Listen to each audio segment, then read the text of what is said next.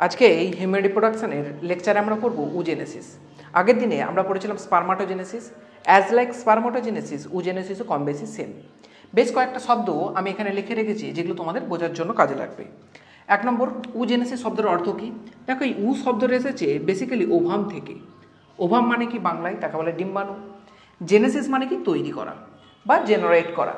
তাহলে ovum generation বা ovum generate হয় যে পদ্ধতিতে, তাকে আমরা বলে থাকি উজেনেসিস। কি বলে থাকি? উজেনেসিস।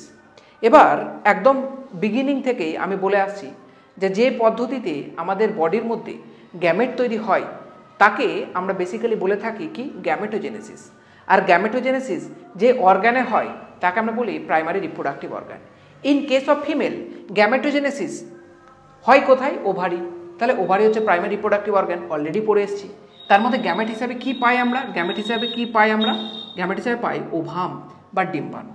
ঠিক আছে, এবার আগের দিনে স্পারমাটোজেনেসিসে যা পড়েছিলাম এখানে বেশ কিছু পার্থক্য দেখা যাবে, যেগুলো আমি একটু ছোট করে তোমাদেরকে বলে দিই। 1 নম্বর জিনিস, এই উজেনেসিস পদ্ধতিটা স্পারমাটোজেনেসিস থেকে কোথায় আলাদা? এখানে হয় আনইকুয়াল ডিস্ট্রিবিউশন। কি হয়? Unequal distribution. কীভাবে হয় একটু পরে দেখছি। 1 নম্বর জিনিস। 2 নম্বর জিনিস, এটা হচ্ছে একটা discontinuous process. Discontinuous process. Discontinuous process in the sense একবার শুরু হয়, মাঝখানে আবার থামে, আবার শুরু হয়, আবার থামে, এইভাবে কিন্তু এই প্রসেসটা হতে থাকে। 3 নম্বর যে জিনিসটা ইম্পর্টেন্ট সেটা হলো, আমরা জেনারেলি জানি যে একবার যদি মিওসিস হয় তাহলে প্রোডাক্ট পাই 4টে। কটা প্রোডাক্ট পাই? 4টে। কিন্তু আমরা দেখব যে একটা মিওসিসে এখানে প্রোডাক্ট পাবো কটা? একটা। প্রশ্ন যে একটা প্রোডাক্ট পাবো মানে কি বলতে চাইছি? আমি বলতে চাইছি ওভামের কথা। কার কথা? ওভাম। তাহলে প্রোডাক্ট কিন্তু 4টেই তৈরি হয়, কিন্তু ওভাম পাবো একটা। কটা পাবো? একটা। তাহলে 3টে কি তৈরি হয়? 3টে তৈরি হতে পারে পোলার বডি। কি তৈরি হতে পারে? পোলার বডি। কিছু কিছু সময় 3টে তৈরি হতে পারে, কিছু কিছু সময় একটা বা দুটো পোলার বডিতেই কিন্তু থেকে যায়, অর্থাৎ 3টে তৈরি হয় না। কীভাবে না ভাবে পুরোটা যখন ব্যাখ্যা করবো পুরো জিনিসটাই বোঝা যাবে। তাহলে একটা মিওসিস হলে একটা প্রাইমোরিয়াম জার্মসেল বা পিজিসি থেকে আমরা ওভাম কটা পাবো? একটা মাত্র ওভাম পাবো। কিন্তু সেই জায়গায় আমরা যদি স্পারমাটোজেনেসিসের কথা বলি, সেখানে আমরা কি দেখেছিলাম? একটা পিজিসি থেকে যদি মিওসিস প্রক্রিয়া হতো, মিওসিসে কি দেখেছিলাম আমরা? 4টে স্পার্ম তৈরি হয়। কটা হয়? 4টে। কিন্তু ইন কেস অফ ফিমেল, একটা পিজিসি থেকে মিওসিস প্রক্রিয়া হলে ওভাম কটা তৈরি হয়? একটা। এটা কিন্তু উজেনেসিস এবং স্পারমাটোজেনেসিস খুব একটা বড় পার্থক্য, যেটা আমরা শেষ করলে ভালো করে কনসেপ্টটা বুঝতে পারবো। এবার আমরা শুরু করি যেটা মেন টপিক সেটা। দেখো, আগের দিন আমি বলেছিলাম যে গ্যামেটোজেনেসিস এমন একটা পদ্ধতি যেটাকে আমরা 3টে স্টেপে পড়ে থাকি। প্রথম কি? মাল্টিপ্লিকেশন, তারপর কি? গ্রোথ, তারপর হচ্ছে ম্যাচুরেশন। এই ম্যাচুরেশনে কি হয়ে থাকে? Ultimate meiosis. তাহলে 3টে স্টেপ, একটা হলো মাল্টিপ্লিকেশন, 2 নম্বর হলো গ্রোথ, 3 নম্বর হলো মিওসিস। ইন কেস অফ স্পারমাটোজেনেসিস, অর্থাৎ যেখানে শুক্রাণু তৈরি হচ্ছিল, সেখানে আমরা দেখেছিলাম যে মাল্টিপ্লিকেশন, গ্রোথ বা মিওসিস সবগুলোই পিউবার্টি অ্যাচিভ করার পরে হয়েছিল। কিন্তু ইন কেস অফ উজেনেসিস, এখানে এই যে দুটো স্টেপ মাল্টিপ্লিকেশন এবং গ্রোথ, এই দুটো স্টেপ এমব্রায়োনিক স্টেজে হয়। কোথায় হয়? Embryonic stage. এমব্রায়োনিক স্টেজ মানে কি? মায়ের পেটে যখন একটা বাচ্চা মেয়ে জন্মগ্রহণ, মানে মায়ের পেটে যখন থাকে, তখন তাকে আমরা বলে থাকি এমব্রায়োনিক স্টেজ, অর্থাৎ ছোট্ট শিশুরূপে যখন মায়ের পেটে অবস্থান করে। এই সময় কিন্তু তার ওভারির মধ্যে মাল্টিপ্লিকেশন এবং গ্রোথ কিন্তু অলরেডি হয়ে যায়। তার মানে প্রশ্ন যে মাল্টিপ্লিকেশন মানে কি এই পিজিসি থেকে উগনিয়া তৈরি হওয়া? যেমনভাবে আমরা দেখেছিলাম পিজিসি থেকে স্পারমাটোগনিয়া তৈরি হওয়া, একদমই তাই। তাহলে এই স্টেপটা হলো এই 1 নম্বর স্টেপটা। এটা কি? Multiplication step. 2 নম্বর, উগনিয়া থেকে স্পারমাটোসাইট তৈরি হবে, এটা হলো গ্রোথ। তার মানে প্রশ্ন যে তাহলে পিজিসি থেকে উগনিয়া, প্রাইমারোসাইট, এগুলো কি অলরেডি এমব্রায়োনিক স্টেজে হয়ে যায়? হ্যাঁ, এমব্রায়োনিক স্টেজেতেই হয়ে যায়।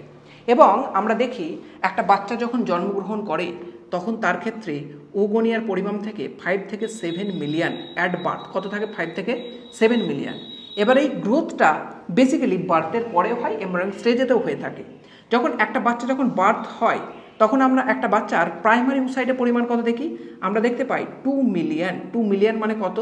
20 লাখ। কত দেখতে পাই? 20 লাখ। এবার এই বাচ্চাটার 20 লাখ থাকে কি? Primary oocyte. প্রশ্ন যে বাচ্চাটা জন্মের পর থেকে কি তার কি গ্যামেটোজেনেসিস হতে থাকে, মানে পুরো ওভাম তৈরি হতে থাকে? না। একটা মহিলা যখন পিউবার্টি এজে যায় তখনই তার ওভাম তৈরি হয়। তার আগে যখন ও বাচ্চা থাকে বা বিফোর পিউবার্টি কোনো রকম কিন্তু ওভাম তৈরি হয় না।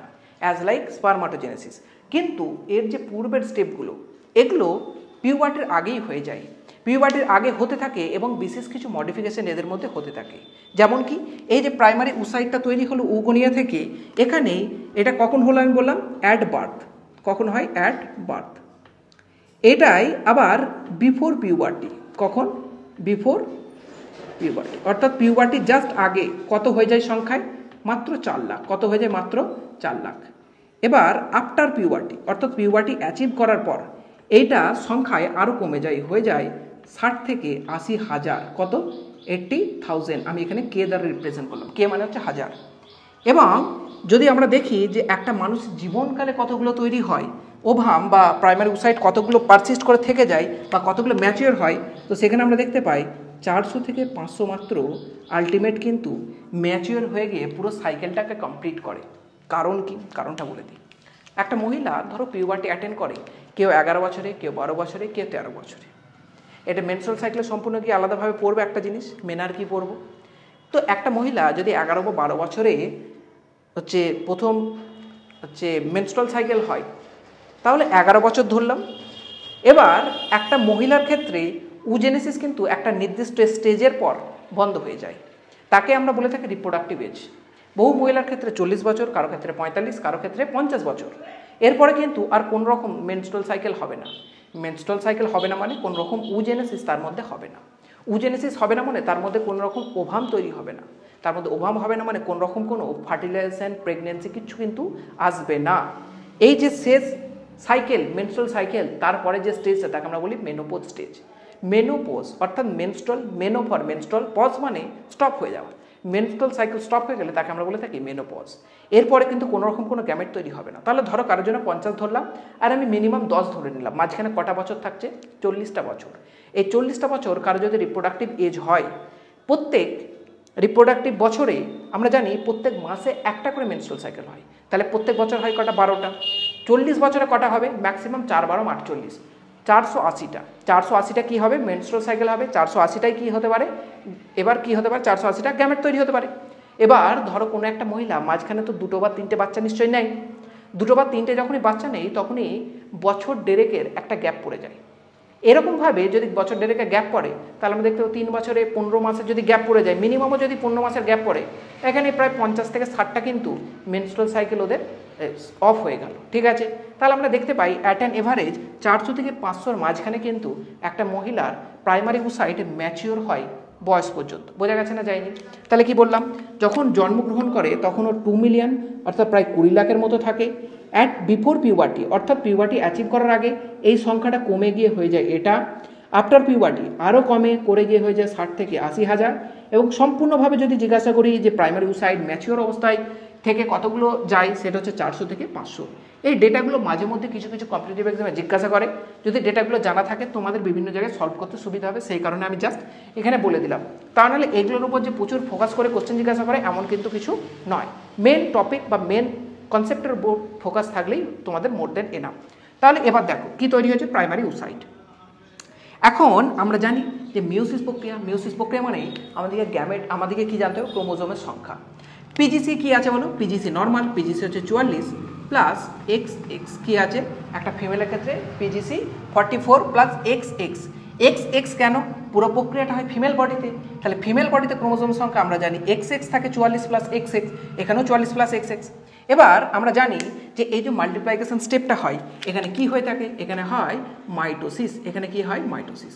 আর তোমরা সকলেই জানো মাইটোসিস হলে ক্রোমোজোম সংখ্যা কি হয়? সেম থাকে। তাহলে উগনিয়াতেও আমরা কি পাবো? 44 প্লাস এক্স এক্স। এরপর হচ্ছে গ্রোথ স্টেজ। এটা কি স্টেজ? গ্রোথ। গ্রোথ স্টেজে কোনো রকম কোনো সেল ডিভিশন হয় না, তাহলে ক্রোমোজোমেরও কোনো পরিবর্তন ঘটবে না। তাহলে প্রাইমারি উসাইটে আমরা কত পাবো? 44 প্লাস এক্স এক্স। একইভাবে আমরা স্পারমাটোজেনেসিস কি দেখেছিলাম? প্রাইমারি স্পারমাটোসাইট। কি দেখেছিলাম? প্রাইমারি স্পারমাটোসাইট। এখানেও কি হবে? Primary oocyte. এবার এই প্রাইমারি উসাইটে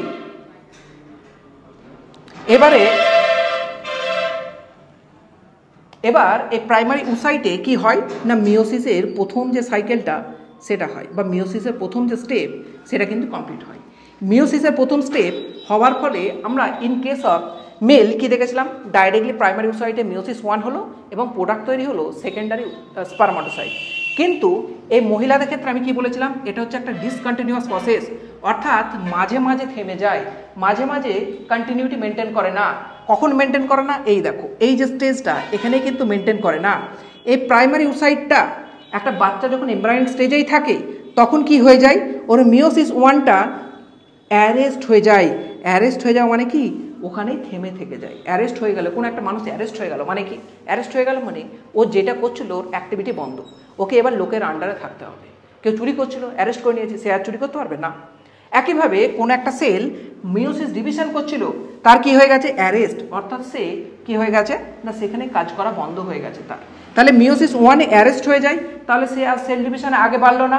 আমরা জানি যে মিওসিসে দুটো step, meiosis one, meiosis two, দুটো কমপ্লিট করলে তবেই রিডাকশন অ্যান্ড ডিভিশন হয়, তার আগে কি হবে, হবে না। তাহলে এখানে মিওসিস ওয়ান শুধুমাত্র মিওসিসে হচ্ছে এবং মিওসিস ওয়ানে অ্যারেস্ট হয়ে যাচ্ছে, তার মানে নতুন প্রোডাক্ট কিন্তু কিছু পাবো না। তাহলে প্রাইমারি উসাইটই থাকবে, ঠিক আছে। এবং সেটা কোন স্টেজে অ্যারেস্ট হয়ে যাচ্ছে, প্রোফেজ ওয়ান, অর্থাৎ মিওসিস ওয়ানের একটা স্টেপ, তার নাম হলো প্রোফেজ ওয়ান। তার মধ্যে আবার কিছু অনেকগুলো সাব স্টেজ আছে, তার যে স্টেজে এখানে অ্যারেস্ট হয়ে যায় তার নাম হলো ডিপ্লোটিন। তোমরা জানো লেপ্টোটিন, জাইগোটিন, প্যাকাইটিন, ডিপ্লোটিন। এই ডিপ্লোটিন স্টেজে কে অ্যারেস্ট হয়ে যায়, এটা কিন্তু একটা 5 স্টার কোশ্চেন, তোমাদেরকে জিজ্ঞাসা করবে যে প্রাইমারি উসাইট কোন স্টেজে গিয়ে অ্যারেস্ট হয়ে যায়। অ্যান্সার হবে মিওসিস ওয়ানের প্রোফেজ ওয়ানের ডিপ্লোটিন দশায়। কোন দশায়, মিওসিস ওয়ানের প্রোফেজ ওয়ানের ডিপ্লোটিন দশায় বা ডিপ্লোটিন ফেজে গিয়ে অ্যারেস্ট হয়ে যায়। কখন, আপ টু পিউবার্টি পর্যন্ত, অর্থাৎ জন্ম থেকে পিউবার্টি পর্যন্ত কিন্তু অ্যারেস্ট থাকে।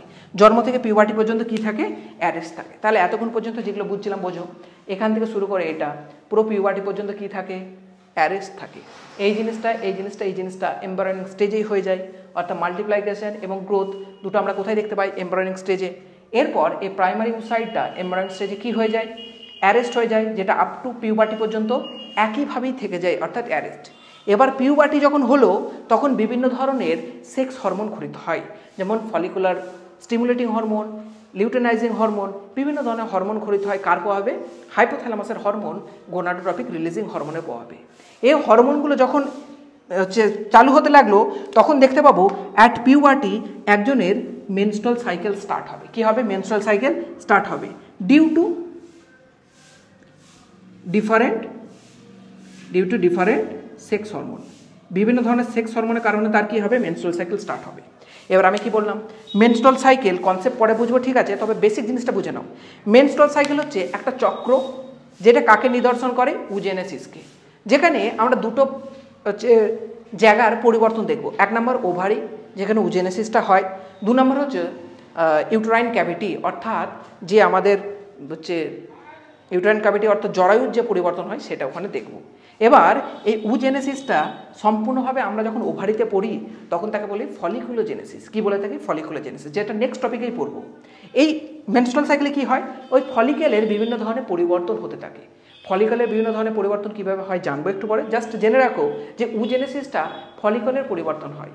আমরা সেই জন্য পড়েছিলাম ফলিকল স্টিমুলেটিং হরমোন, যেটা কী করে, উজেনেসিস হেল্প করে। আলটিমেটলি কার উপর কাজ করে, ফলিকলের উপর এসে কাজ করে। তাহলে মেনস্ট্রুয়াল সাইকেল যখন স্টার্ট হলো তখন কি হবে, গ্রাফিয়ান ফলিকল ডেভেলপড হবে। কোথায়, প্রত্যেক সাইকেলে। কটা করে হবে, প্রত্যেক সাইকেলে একটা করে গ্রাফিয়ান ফলিকল ডেভেলপ হবে ইন ইচ সাইকেল, অর্থাৎ প্রত্যেক সাইকেলে একটা করে গ্রাফিয়ান ফলিকল তৈরি হবে। গ্রাফিয়ান ফলিকল কি, যদি বুঝতে না পারো বা যদি জানা না থাকে জাস্ট একটুখানি অপেক্ষা করো, একটু পরে ফলিকুলোজেনেসিস পড়ালে গ্রাফিয়ান ফলিকল জানতে পারবে। জাস্ট মনে রাখো গ্রাফিয়ান ফলিকল মানে হলো একটা থলি। জাস্ট মনে রাখো গ্রাফিয়ান ফলিকল মানে একটা থলি, যার মধ্যে কে থাকে না প্রাইমারি উসাইট, যার মধ্যে কে থাকে না প্রাইমারি উসাইট। জাস্ট এটুকুই এইভাবে মনে রাখো, আর কিছু মনে রাখতে হবে না। এবার এই গ্রাফিয়ান ফলিকলটা ধীরে ধীরে কি হবে, বিভিন্ন ধরনের হরমোনের ক্রিয়াতে ম্যাচিওর হবে এবং তৈরি হবে আলটিমেটলি গ্রাফিয়ান ফলিকলটা। ভালো করে ম্যাচিওর হয়ে গ্রাফিয়ান ফলিকল তৈরি হবে। কোন কোন হরমোনের প্রভাবে তৈরি হবে, FSH এর বৃদ্ধি পাওয়া এবং LH এর বৃদ্ধি পাওয়াতে গ্রাফিয়ান ফলিকলটা ম্যাচিওর হবে।